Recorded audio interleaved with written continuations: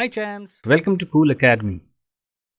पिछले लेक्चर में हम लोग ने ये देखा था कि जब हम 2 और 2 से ज़्यादा वेक्टर्स को ऐड करते हैं तो हेड टेल करके हम ऐड करते हैं, जिसमें फर्स्ट का टेल और लास्ट का हेड ऐड करते हैं तो वो रिजल्टेंट देता है। वो था हमारा ज्योमेट्रिकल मेथड। आज हम लोग पढ़ने वाले हैं एनालिटिकल मेथड, और इसमें हम अपने आप को रिस्ट्रिक्ट रखते हैं प्लेन में, जबकि ज्योमेट्रिकल मेथड हमने बताया था वो 3D में भी एप्लीकेबल होता है। और हम प्लेन में जब ये पढ़ेंगे तो पहले हम पढ़ेंगे 2 वेक्टर्स का एडिशन और उसके बाद हम पढ़ेंगे मोर देन 2 वेक्टर्स का एडिशन। 2 वेक्टर्स के एडिशन में हम सबसे पहले आते हैं, 2 लॉ हैं हमारे पास, एक ट्रायंगल लॉ है और एक है parallelogram law. Triangle law actually हम इसका यूज़ ज़्यादा नहीं करते, पर ये लॉ हम लोग को बताया जाता है, लेकिन मैं यहाँ पे इस लॉ का यूज़ करूँगा। इस लॉ से भी हम फॉर्मूला डेवलप करेंगे और पैरेललोग्राम लॉ से भी डेवलप करेंगे। ज़्यादातर बुक्स में आपको ट्रायंगल लॉ, इवन यूट्यूब पे भी आपको ट्रायंगल लॉ से ये फॉर्मूला जो जनरल फॉर्मूला हम अभी पढ़ेंगे वो प्रूव नहीं किया जाता, लेकिन हम यहाँ पे करेंगे, जानेंगे ट्रायंगल लॉ का एक्चुअली यूज़ क्या है, ये क्या मुझे बताने की कोशिश करता है। राइट गाइस, तो ट्रायंगल लॉ हम ये देखते हैं, वेक्टर एडिशन, 2 वेक्टर्स को एडिशन। यहाँ पे हमने 2 वेक्टर क्या लिया है, P and Q। Triangle law कहता है, पहले हम लेमैन में समझते हैं इसको। कोई भी ट्रायंगल है, सपोज कर लो ये ट्रायंगल है हमारा, ये ट्रायंगल लॉ, इस ट्रायंगल लॉ में जो वेक्टर ऐड करने हैं हमें, वो कोई भी एडजेसेंट साइड यहाँ पे ये और एक ओरिएंटेशन में रिप्रेजेंट करा जाए। जो थर्ड साइड होगी इसके रिवर्स सेंस में वो क्या देगी, वो उसका रिजल्टेंट देगी। राइट, ये इसका कॉन्सेप्ट है लेमैन। उसी तरह हम यहाँ पे देखते हैं, triangle law of vector addition states that when 2 vectors are represented by 2 sides of the triangle.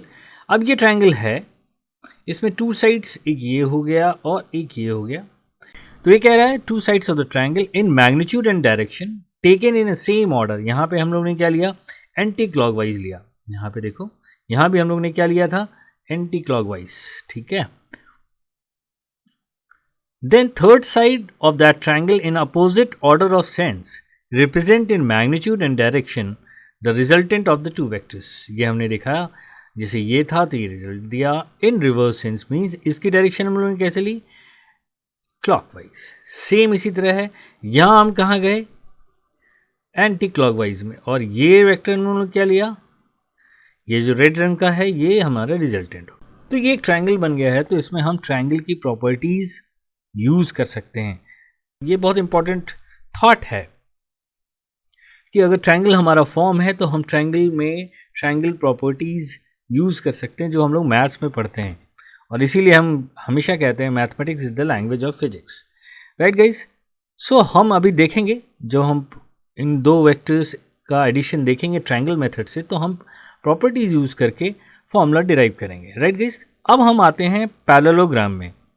Parallelogram क्या है, पहले यहाँ समझते हैं कि अगर 2 वेक्टर को adjacent side of any parallelogram को रिप्रेजेंट करें, जैसे ये Q है, ये P है, ये पैरेललोग्राम है ये पूरा, और यहाँ पे PQ एडजेसेंट साइड है, तो इनके एडजेसेंट साइड जहाँ इंटरसेक्ट कर रहे हैं वहाँ से जो डायगोनल जाएगी वो क्या रिप्रेजेंट करेगी, इन दोनों वेक्टर के एडिशंस। राइट, हमने एरो नहीं लगाया है तो अंडरस्टूड है कि हमारा वेक्टर क्वांटिटी है।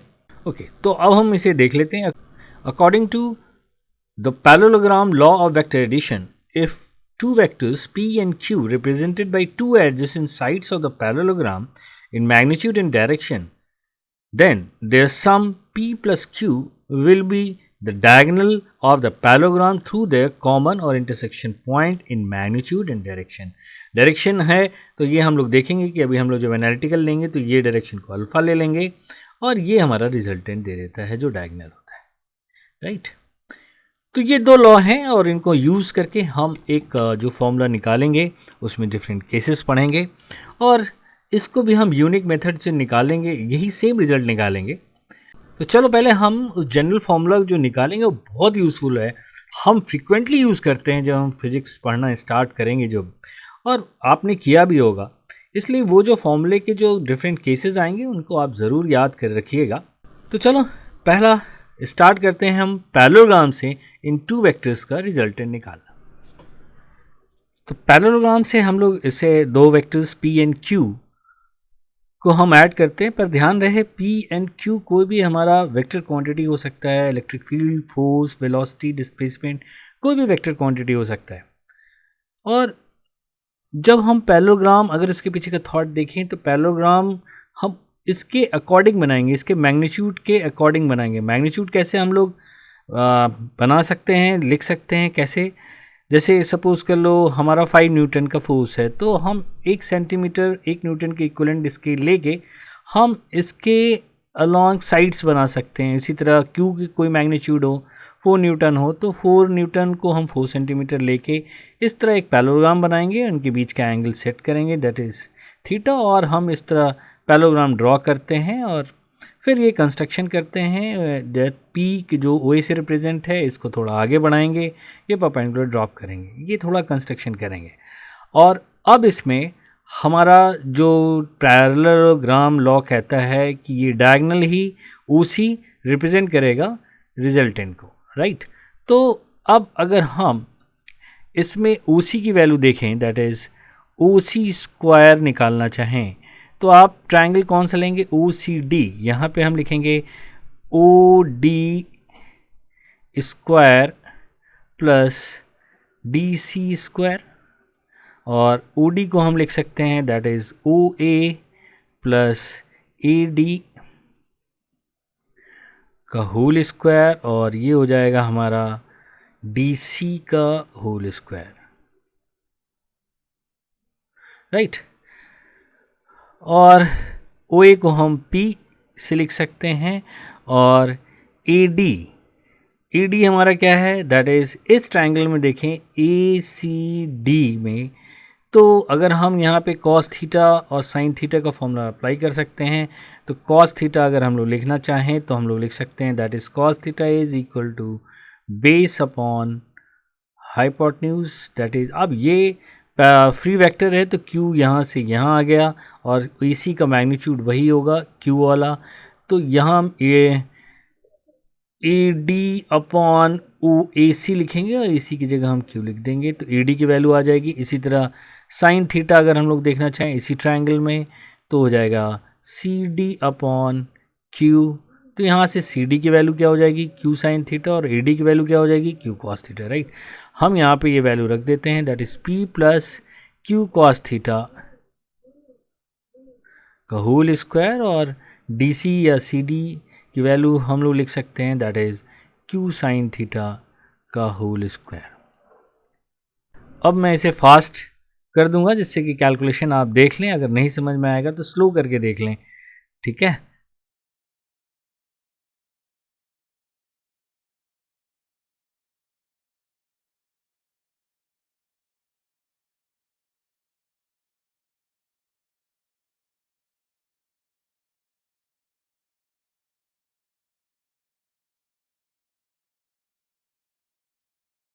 और r की वैल्यू हो जाएगी हमारी that is under root P square plus Q square plus 2pq cos theta, right. अब रह गया ये मैग्नीट्यूड आ गया, ये वेल नोन फॉर्मूला है जिसका यूज़ हम फ्रिक्वेंटली करेंगे जब हम आगे फिजिक्स को पढ़ेंगे और वेक्टर क्वांटिटी को जब हम ऐड कर रहे होंगे।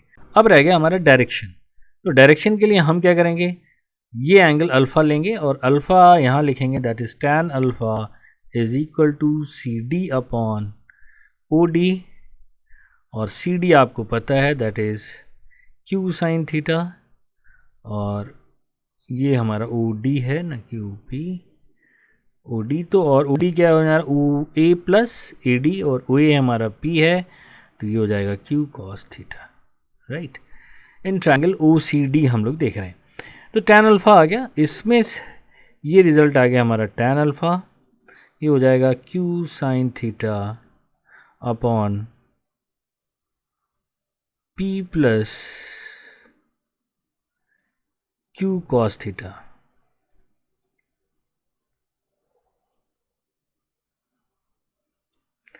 ये जो दो फॉर्मूले आए हमारे, एक ये एंगल का और ये जो आया हमारा मैग्नीट्यूड का, ये बहुत इम्पॉर्टेंट फॉर्मूला है हमारे आने वाले जो भी चैप्टर्स हम देखेंगे वहाँ पे।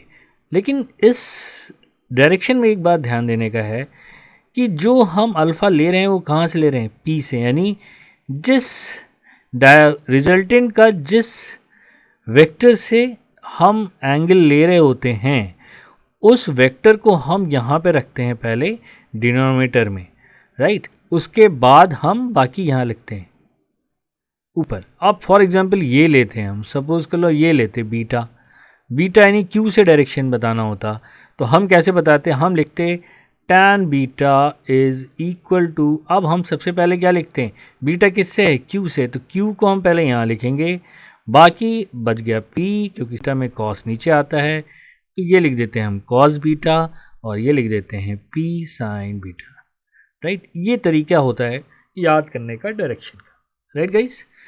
तो चलो अब हम इसके डिफरेंट केसेस को देखते हैं जब वेक्टर्स परपेंडिकुलर हो, इनके बीच एंगल 0 हो, 180 डिग्री हो और अगर दोनों वेक्टर के मैग्नीट्यूड्स इक्वल हो, तब हमारे ये रिजल्ट्स कैसे आते हैं वो देखते हैं। तो हम लोग ने ये फॉर्मूला डिराइव किया, अब हम लोग डिफरेंट केसेस देखते हैं।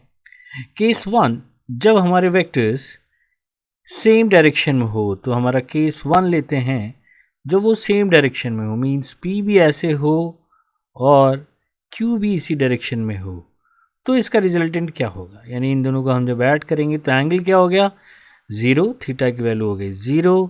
अब हम यहाँ पे रखेंगे वैल्यू, r की वैल्यू निकालेंगे तो cos क्या हो जाएगा हमारा 0 और ये चेंज हो जाएगा हमारा under root, that is p square plus Q square plus 2pq हो जाएगा और ये हो जाएगा हमारा रूट लेके a प्लस बी का होल स्क्वायर, रूट लेंगे तो ये बच जाएगा p प्लस क्यू। और याद रखना है कि ये हमारी r की क्या होगी, मैक्सिमम वैल्यू होती है, r मैक्स कहते हैं, that is p plus Q. और डायरेक्शन की बात करें तो tan अल्फ़ा देखेंगे तो साइन 0 0 तो अल्टीमेटली 0, तो अल्फ़ा की वैल्यू भी क्या हो जाएगी 0 डिग्री, मीन्स अब क्या होगा, ये जो रिजल्टेंट होगा ये इसी के डायरेक्शन में आ रहेगा, राइट। केस 2 देखते हैं। अब ये इसमें क्या होगा, इसमें हम थीटा की वैल्यू क्या ले लेते हैं 180 डिग्री और cos 180 डिग्री आपको पता है वो क्या होता है -1, तो -1 रखेंगे यहाँ पे तो इट विल बिकम नेगेटिव, तो p square plus Q square -2pq आ जाएगा, तो ये हो जाएगा a माइनस बी का होल स्क्वायर हो जाएगा, राइट। ये आ जाएगा हमारा p square plus Q square -2pq हो जाएगा और ये हो जाएगा हमारा p माइनस क्यू का होल स्क्वायर और ये आ जाएगा हमारा p, डिफरेंस एक्चुअली लिखेंगे q और ये होता है r मिनिमम, राइट। इससे हमारा क्या कंक्लूजन, जो कि बहुत इंपॉर्टेंट है, रिजल्टेंट की वैल्यू जो है ऑलवेज ग्रेटर देन क्या और इक्वल टू क्या होगी, that is p minus Q और लेस देन और इक्वल टू हो जाएगी p प्लस क्यू। ये हमारा बड़ा इंपॉर्टेंट रिजल्ट है जो कई जगह हम यहाँ पे यूज़ करेंगे, राइट। थर्ड केस में आते हैं जब इनके बीच हमारा क्या हो 90 डिग्री, ये बहुत इंपॉर्टेंट है, ये तो मोस्ट फ्रिक्वेंटली यूज़ करने वाला कॉन्सेप्ट है कि अगर दो वेक्टर 90 डिग्री पर हों तो थीटा की वैल्यू 90 डिग्री, तो cos 90 हो गया 0, तो r की यानी क्या कंडीशन है, यहाँ पे हमारी कंडीशन क्या थी, एक इधर था और दूसरा क्या था इधर था। हाँ, डायरेक्शन तो हम लोग ने देखा नहीं, डायरेक्शन क्या होगा, आप यहाँ पे रखेंगे साइन 180 डिग्री क्या हो जाएगा 0 और तो अल्फ़ा की वैल्यू क्या होगी 0 हो सकती है 180 डिग्री हो सकती है, राइट। ये दोनों केस हो सकती है, ये डिपेंड कर रहा है कि ये q जो हमने लिया है निगेटिव है और ये p पॉजिटिव है, यानी tan अल्फ़ा अगर हम लोग यहाँ निकालते हैं तो ये क्या हो जाएगा साइन 180 0, तो ये 0 हो गया, तो अल्फ़ा की वैल्यू क्या हो सकती है, 0 हो सकती है या 180 डिग्री हो सकती है। डिपेंड किसे करेगा, अगर P ज़्यादा होगा तो R उस डायरेक्शन में हो जाएगा, अगर Q ज़्यादा है तो R इस डायरेक्शन में हो जाएगा, और इस समय क्या हो जाएगा ना, राइट। तो ये इंपॉर्टेंट चीज़ है। अब आते हैं हम लोग थीटा 90, तो इसमें क्या हो जाएगा, कॉस 90 क्या हो जाता है, 0, और ये हो जाएगा हमारा R की वैल्यू क्या हो जाएगी, that is R is equal to क्या हो जाएगा हमारा under root P square plus Q square. और यहाँ पे अगर हम लोग देखेंगे 90 डिग्री, तो tan अल्फ़ा क्या हो जाएगा, sine 91 cos 90 0, it will become q by P. इसका यूज़ हम बहुत करेंगे, इस जो 90 डिग्री वाला केस है इसका यूज़ हम बहुत करेंगे, तो इस कॉन्सेप्ट को हमेशा आप याद रखिएगा, राइट। तो चलो हम लोग अब फोर्थ केस देखते हैं। केस हम लोग 4 देखते हैं जो कि बहुत इंपॉर्टेंट है। इसमें क्या है कि ये दोनों वेक्टर जो हम लोग P एंड Q लिए हैं इनके मैग्नीट्यूड्स इक्वल हैं, और let the this magnitude of P is equal to magnitude of Q is equal to, let it be F ले लेते हैं, राइट।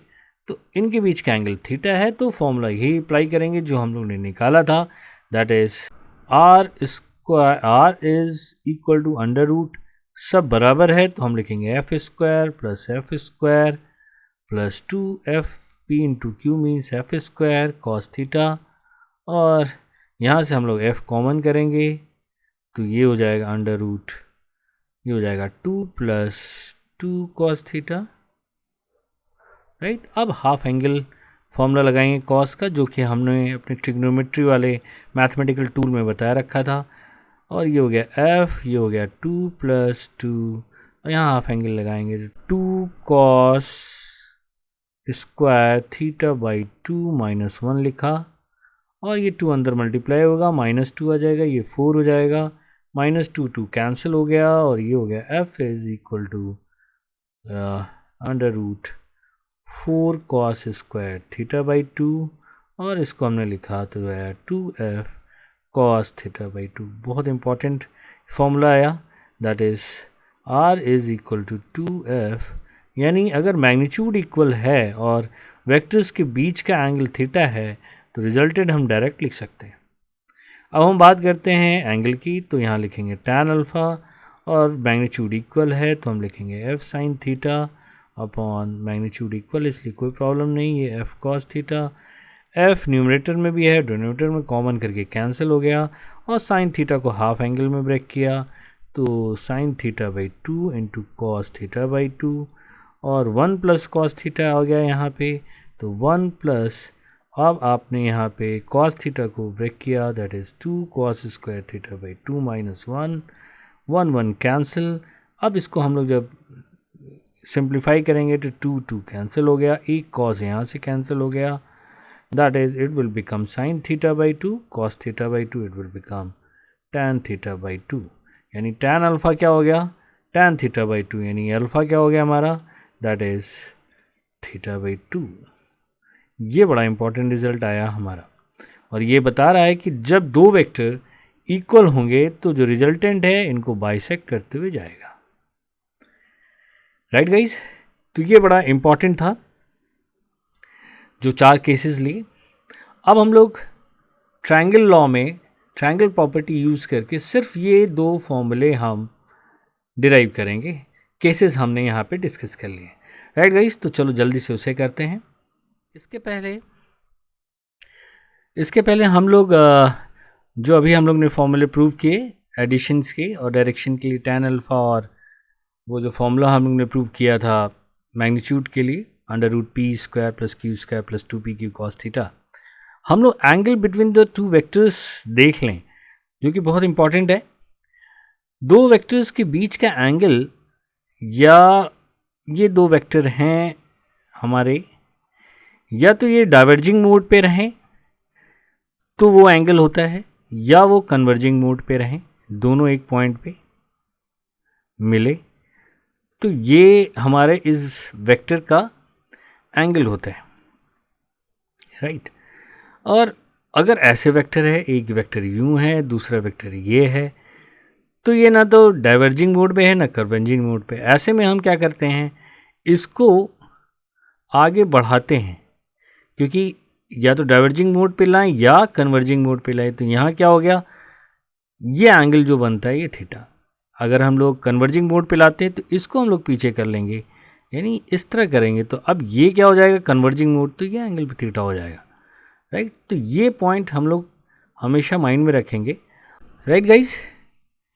तो चलो हम लोग ये ट्रायंगल लॉ से इसको प्रूव करते हैं।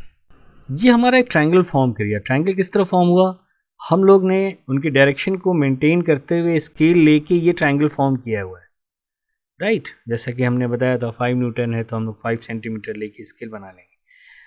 अब इनके बीच की डायरेक्शन, ये एक वेक्टर ये Q हो गया और ये P हो गया। तो अब यहाँ पे देखो आप, ना डाइवर्जिंग है ना कन्वर्जिंग है, तो इसको हमने थोड़ा सा आगे बढ़ा के ये एंगल क्या ले लिया, this is the angle between P and Q, right. तो ये एंगल कितना हो गया हमारा 180 माइनस थीटा, राइट गाइस। और किसी भी ट्रायंगल में अगर आपने मैथ्स में प्रॉपर्टीज़ ऑफ ट्रायंगल पढ़ा है तो कैसे याद किया है ये प्रॉपर्टी, अगर आपको याद है, ये एंगल A है, ये B है, ये C है, ये एंगल थीटा है। तो कॉस थीटा हम लोग किस तरह लिखते हैं, कॉस थीटा इस तरह लिखते हैं कि ये साइड हो गई A, ये साइड हो गई, ये स्टैंडर्ड है जो कि हमने ट्रिग्नोमेट्री में बता रखा है लेक्चर में, और ये हो गया B। तो अब हम लोग कॉस थीटा लिखते हैं। तो कॉस थीटा लिखते हैं तो इसको माइनस करना है इसके सामने वाला, और साथ वाले का स्क्वायर मुझे सम करना है। तो हम लिखेंगे बी स्क्वायर प्लस सी स्क्वायर माइनस ए स्क्वायर और डिवाइडेड बाई 2bc कर देते हैं, ये वाले इनके जो एडजेसेंट साइड्स हैं उनके मल्टीपल। तो ये हो गया हमारा कॉस थीटा। तो इस चीज़ को हम लोग यहाँ अप्लाई करेंगे। ये है इसका मैग्नीट्यूड r ले लिया हमने, तो हमने यहाँ पे लिखा कॉस, ये वाला एंगल लेंगे तो हम लिखेंगे that is cos 180 minus theta is equal to, क्या लिखेंगे, P square plus Q square, जो साइड वाले साइड है उनका square, minus R square, right, divided by 2pq लिखा। कॉस 180 माइनस थीटा क्या होगा, सेकेंड क्वाड्रेंट में कॉस है, 180 को चेंज नहीं होगा तो कॉस का कॉस ही रह जाएगा, लेकिन सेकेंड क्वाड्रेंट में कॉस नेगेटिव होता है तो ये हो जाएगा माइनस कॉस थीटा। और ये हो गया हमारा P square plus Q square minus R square divided by 2pq, cross multiply करेंगे अब तो हो जाएगा माइनस 2pq कॉस थीटा, और ये हो जाएगा हमारा P square plus Q square minus R square. Rearrange करेंगे, आर स्क्वायर इधर ले जाएंगे, माइनस 2pq उधर ले जाएंगे, तो ये आ जाएगा R square is equal to P square plus Q square plus 2pq cos theta, right. ये हमने ट्रायंगल की प्रॉपर्टी यूज़ करके ये फॉर्मूला डिराइव कर दिया in short steps, right guys. अब मुझे चाहिए एंगल दिस अल्फ़ा, तो ये अल्फ़ा भी हम उसी तरह निकाल सकते हैं कॉस अल्फ़ा यूज़ करके, that cos alpha is equal to आसपास के स्क्वायर, दैट इज़ आर हम ऊपर निकाल ही रखे हैं। तो ये हो जाएगा हमारा P square plus R square minus क्या हो जाएगा Q square divided by 2pr। अब ये हमारे tan अल्फ़ा वाले फॉर्मूले से मैच नहीं कर रहा है, तो सिंपल है कि आर स्क्वायर की वैल्यू आप यहाँ रख लेंगे और कैंसिल करके आप इसे सिंप्लीफाई कर सकते हैं, तो you will get tan alpha also, it will become same जो हमने वहाँ पे निकाला था। इतनी डिटेल में मैं यहाँ आपको नहीं जा रहा हूँ, वीडियो बहुत लंबा हो जाएगा। You can now simplify and get the tan alpha in the same form, right guys. तो ये ट्रायंगल से, ट्रायंगल लॉ से भी हम ट्रायंगल की प्रॉपर्टी यूज़ करके इस फॉर्मूला को हम डिराइव कर सकते हैं। तो ये बातें हमने की अभी सिर्फ 2 वेक्टर्स, वो जो कि एक प्लेन में थे। अब हम बात करते हैं कि मोर देन 2 वेक्टर्स हो जाएगा तो हम किस तरह उनका रिजल्टेंट निकालेंगे, राइट गाइस। तो चलो हम उसकी बात करते हैं और फॉर्मूला डिराइव करते हैं, कंसेप्ट उसका देखते हैं, मोर देन 2 वेक्टर्स को किस तरह ऐड करेंगे। इसके पहले हम लोग मोर देन 2 वेक्टर्स का एडिशन देखें। हम इस rectangular component of any vector उसे देख लेते हैं। रेक्टेंगुलर कंपोनेंट मीन्स किसी भी वेक्टर को 2 परपेंडिकुलर डायरेक्शन में हम ब्रेक कर सकते हैं। इसका मतलब ये हुआ कि या तो हम वो 2 जो परपेंडिकुलर एक्सिस के अलॉन्ग हम लोग ने ब्रेक किया वो सिर्फ लें या ये वेक्टर लें, बात बराबर हो जाती है।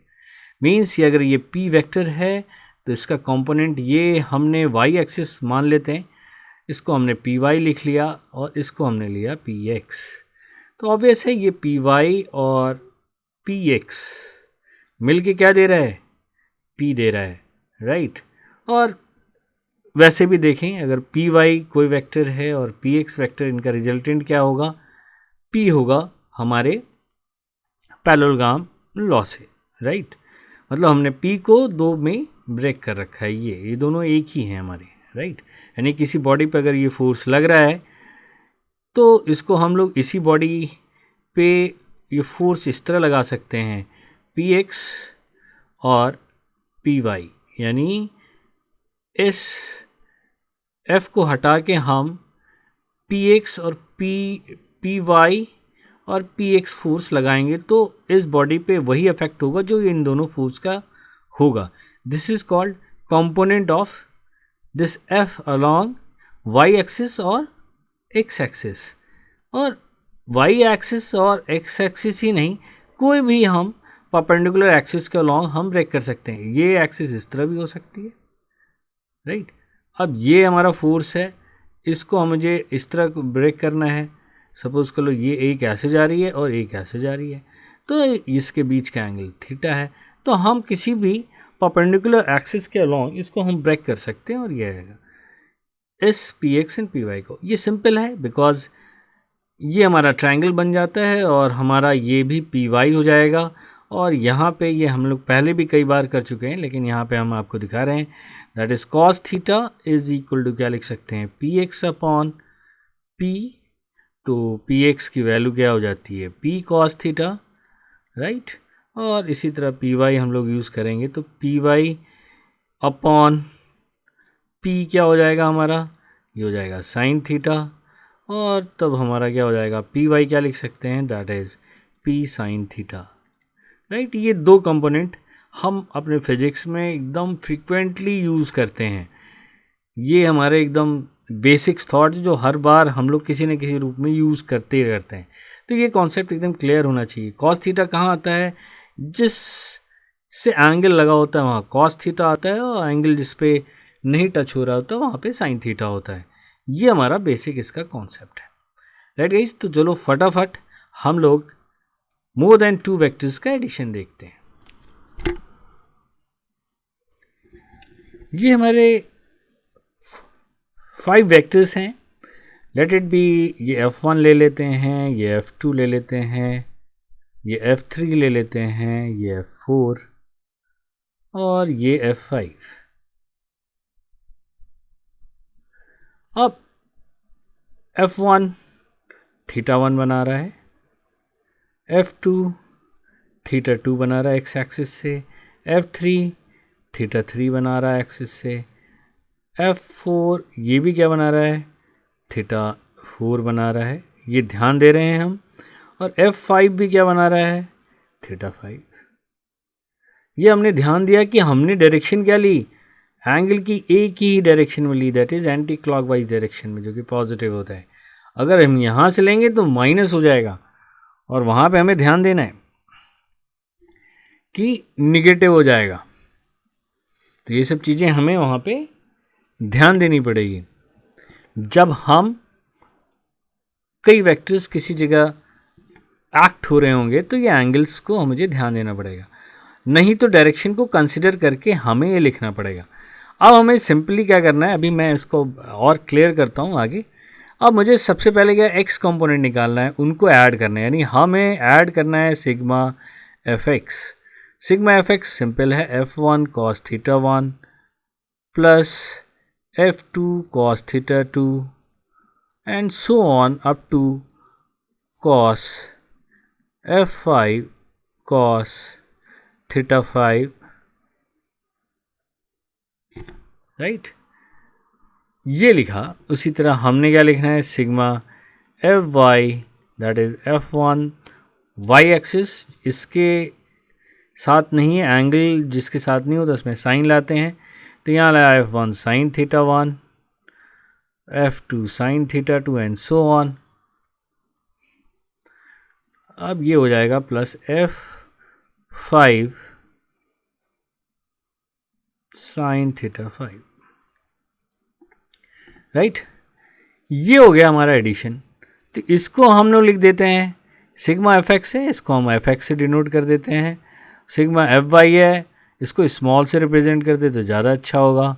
इसे स्मॉल से रिप्रेजेंट किया सिग्मा एफ वाई, और इसको हमने कैपिटल एफ वाई से कर दिया, राइट। तो अब क्या रिजल्टेंट होगा? ये जो रिजल्टेंट है ये अलजेब्रिक है, यहाँ पे हमें ध्यान देना है, वो अभी हम लोग डिस्कस करते हैं। तो अब क्या रिजल्टेंट हो जाएगा? 90 डिग्री आ जाएगा, यानी जितने भी थे हमारे फोर्सेस उसको हमने सबको एक डायरेक्शन में तोड़ दिए। दो, एक एक्स एक्सिस के अलॉन्ग, यहाँ हमारा आ गया एफ एक्स और यहाँ आ गया हमारा एफ वाई।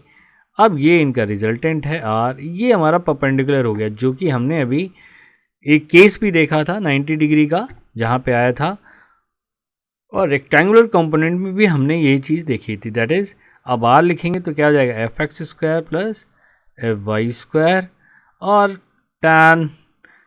टैन हमेशा किससे निकालेंगे? इससे, एक्स एक्सिस से। तो ये हो जाएगा टैन अल्फ़ा। तो टैन अल्फ़ा क्या हो जाएगा? F Y by F X. तो ये हमने मोर देन टू वेक्टर्स को ऐड किया। पर यहाँ ध्यान देने की बात है, अगर हम ये वाला एंगल लेते हैं, दैट इज साइन ये थीटा 3, तो इधर से आप देखोगे तो ये क्या होगा? इधर से ऑब्ट्यूज है, इधर से एक्यूट है। अगर आप ये एंगल लेते हो थीटा 3 डैश से लिखते हैं, तो यहाँ देखना, इसको हम ब्रेक करेंगे तो इधर क्या आ जाएगा? F3 cos थीटा 3, और इधर क्या आ जाएगा? F sine theta 3 dash, actually dash, right. तो अभी देखो एक्स कंपोनेंट क्या हो जाएगा? नेगेटिव। तो अगर यहाँ पे मुझे ये लेना है तो यहाँ पे हम माइनस F3 cos थीटा 3 लेंगे, ये ध्यान रखेंगे। अब हम 5 की बात कर लें। 5 कहाँ है हमारा? यहाँ पे। और ये एंगल हम एक्यूट एंगल देखते हैं तो ये क्या आता है? थीटा 5 डैश ले लेते हैं। अब यहाँ पे हम लिखेंगे तो क्या हो जाएगा? कॉस का जो इसका कंपोनेंट कॉस का है, ये एक्स के अलॉन्ग पॉजिटिव है, लेकिन वाई का क्या हो जाएगा? निगेटिव। तो अगर हम वाई में लिख रहे हैं तो यहाँ लिखेंगे minus F Y sine theta 5 dash, यहाँ भी डैश एक्चुअली, राइट।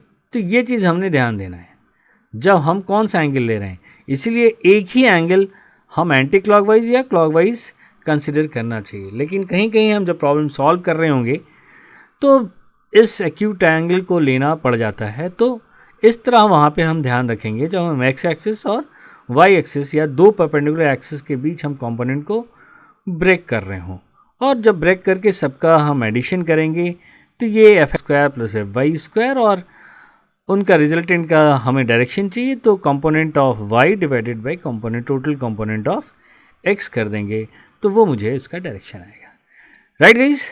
तो आज का लेक्चर हम यहाँ फिनिश करते हैं। नेक्स्ट लेक्चर में हम 3 वेक्टर्स की एनालिसिस करेंगे और वहाँ पे हम देखेंगे लैमीज थ्योरम और इक्विलिब्रियम की कुछ बातें वहाँ पे हम करेंगे विथ 1 एग्जाम्पल। तो नेक्स्ट लेक्चर भी बहुत इंपॉर्टेंट है। दो ये लेक्चर आपका मोस्ट कॉमन था, लेकिन हमने 1-2 बातें ऐसे बताई जो आपको किसी बुक्स में भी नहीं मिलेंगी, जैसे ट्रायंगल लॉ के बारे में हमने बताया, और यूट्यूब पे भी नहीं मिलेंगी, right guys. Thanks for watching. Next 3 vectors and Lami's theorem and equilibrium की हम बातें वहाँ पे करेंगे। तो मिलते हैं हम लोग नेक्स्ट वीडियो में। हाँ, अगर आपने मेरे इस चैनल को सब्सक्राइब नहीं किया है तो सब्सक्राइब करें, लाइक करें, कमेंट करें। Bye bye, see you.